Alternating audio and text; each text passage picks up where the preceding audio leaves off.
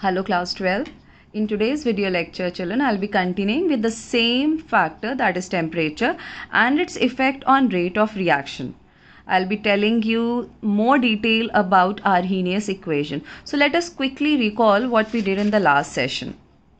We learnt about the approx dependency of rate constant on temperature, and according to this approx dependency we came across the term temperature coefficient, which says that if you raise the temperature of a reaction system by 10 degrees Celsius, what will you observe? The rate constant value will get double of its initial value, or it will get thrice of its initial value, and the ratio of the two is known as temperature coefficient. As you can see here that K is calculated at two different temperature, where T, this initial temperature, if it is T degree Celsius, then the another temperature will be plus 10 to the initial temperature, and the ratio can be 2 or 3, whatever the ratio will be. If you will be asked any question on this topic, then the value of temperature coefficient will be given to you, as you saw in this numerical.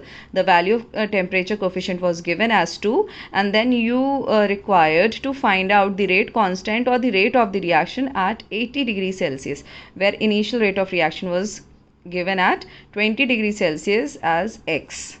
Then we discussed about Arrhenius equation that tells us about the accurate dependency of K on T. So to know the accurate dependency of K on T, we have an equation which is written here, which says that K is equal to A into E raised to the power minus E upon RT, where K is the rate constant, A is the frequency factor, A is exponential constant, EA is the activation energy, R is universal gas constant, and T is temperature in Kelvin. So these things we discussed in the last session. And also we discussed about the collision theory, where we discussed about the orientation barrier. I hope you remember this, in which I told you that only the head-on collisions are effective, which will give rise to the formation of product. Then we discussed about energy barrier, and this energy barrier tells us about the activation energy, threshold energy, transition state, energy of the reactant, energy of the product. Very important graph and very important terms.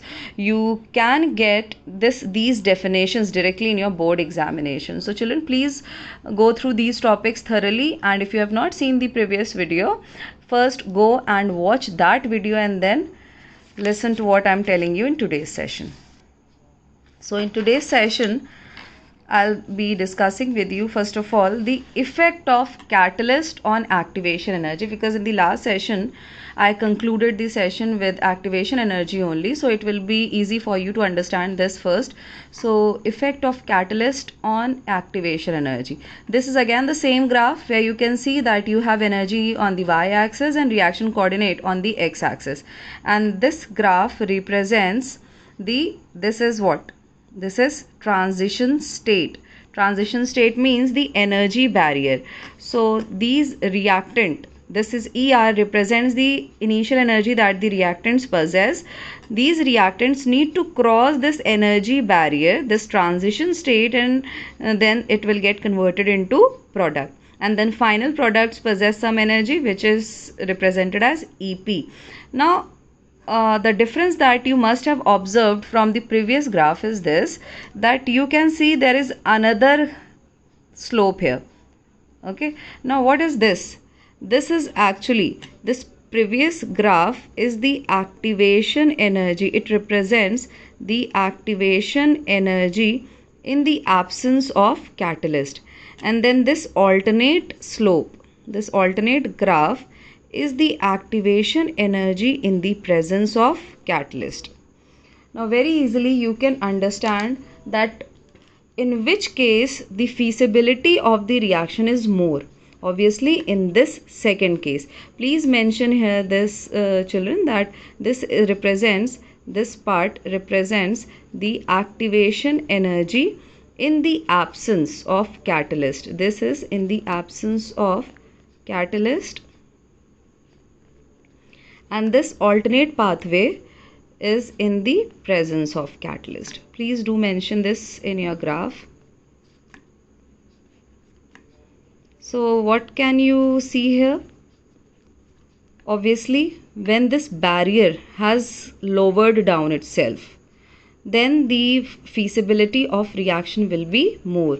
The ease of flow of the reaction will be more, because in the presence of catalyst, the extra energy that was needed by the reactant have gone down.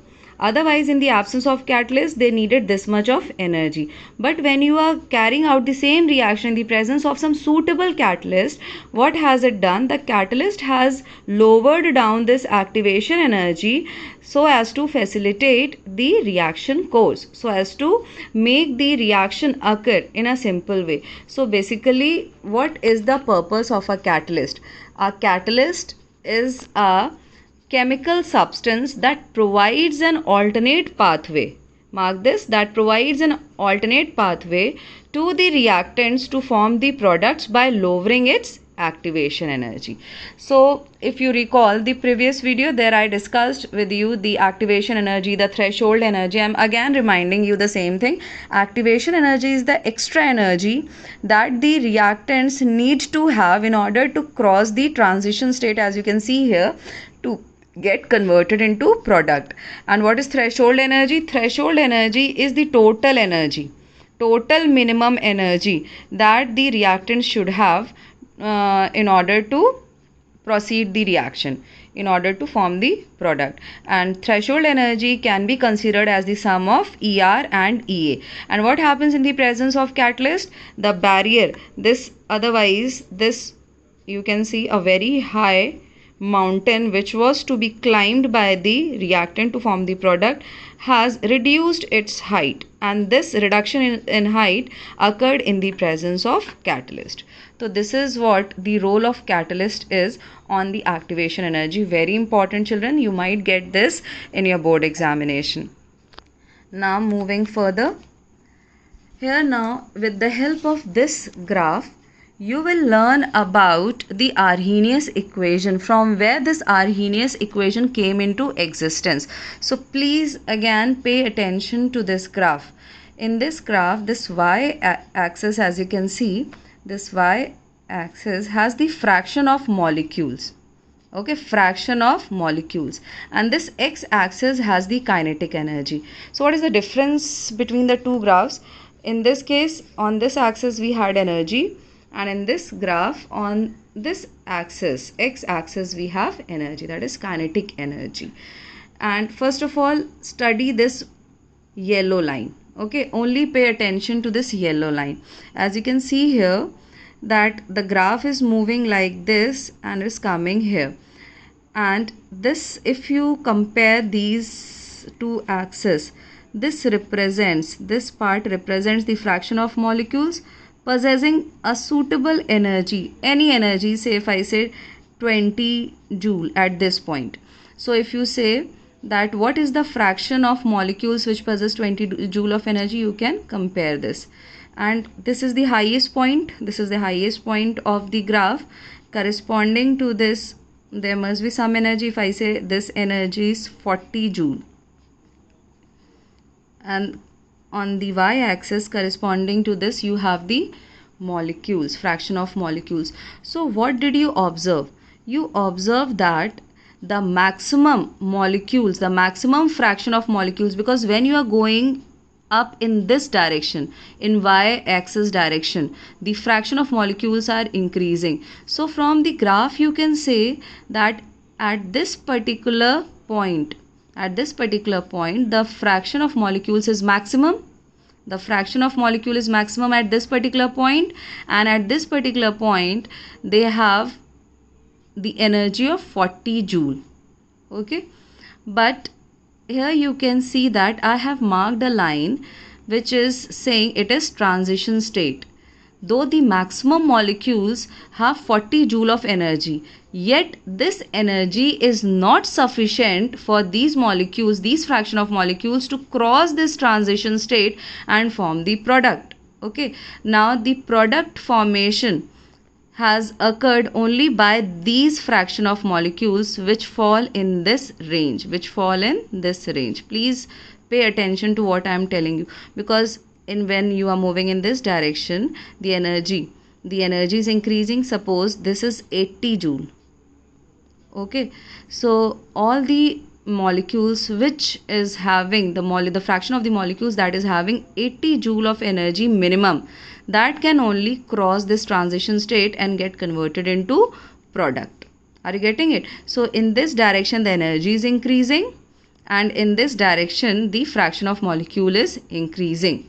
So though maximum number of molecules have this 40 joule of energy, but this 40 joule of energy is not sufficient for them to cross this transition state and get converted into product. They need to have this hypothetical case, I am just taking 80 joule of energy to get converted into this product. Okay, or to cross this transition state. Now this is the condition that I am discussing at certain temperature, which is taken as T1. Now if I say the temperature is increased, the graph has taken another pathway, as you can see here. Now under this pathway you can see that the number of molecules falling in this product formation category or range has increased. That means when you are increasing the temperature, what is happening? The collision frequency is increasing, the probability of molecules colliding is increasing. Now when the collision frequency will increase, obviously somehow the product formation will also increase. I'm explaining this again. This path shows at the fraction of molecules forming the product at temperature T1, and this path shows the fraction of molecules getting converted into product at temperature T2, where T2 is greater than T1. Point to be noted. So at T1 the fraction of molecules are lesser, and at T2 the fraction of molecules have increased. You can see this range. When this range has increased, so this is including these more molecules. So you can say that with the increase in temperature, the collision frequency increases. Therefore, the fraction of molecules which are undergoing the change from reactant to product is also increasing. So this graph is just to explain you how the Arrhenius equation came into existence. So if you want to know that what is the fraction of molecules which has crossed the transition state, it can be expressed with the help of this exponential expression that is e raised to the power minus Ea upon RT. So you can say that fraction of molecule crossing transition state will decide the rate. So rate is directly proportional to e raised to the power minus Ea upon RT, and rate is directly proportional to k, that is rate constant. This I told you in the last class. So k is directly proportional to e raised to the power minus Ea upon RT. So when you will remove this proportionality sign, you will be using a constant. Since the equation was given by Arrhenius, so the constant is named after his name only, that is Arrhenius constant. And then many other names are also given to it, frequency constant and then pre-exponential constant. So overall the equation came out to be like this, and this equation is known as Arrhenius equation. So I hope the graph is clear. Now in this graph, children, basically the purpose of this graph is to find out the fraction of molecules getting converted into product when the temperature is increasing, and then what is the minimum requirement of energy.